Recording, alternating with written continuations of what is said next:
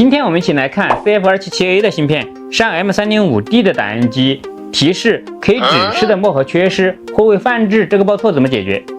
这个报错的原因是机器与芯片之间的通讯受阻、通讯不善引起的这个报错。下面我们看一下解决方法。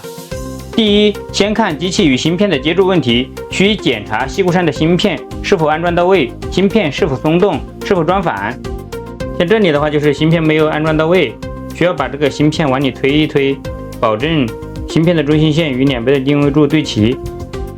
另外，再检查一下芯片与机器的接触点上面是不是有脏东西，有的话就需要处理一下。同时也可以参考我们金英达的芯片安装图。第二，芯片自身的问题，如果有多个芯片的情况下，换一个测试下，判别一下是否是个例。第三，打印机自身的原因，如果旧芯片还保留的情况下，换上去对比测试一下，或者是有多台打印机的情况下，换到另外一台机器上去测试一下，判别一下机器是不是有问题。如果主板坏了，就需要进行主板更换。我们重新上机试一试，装入锡鼓，关闭前盖门，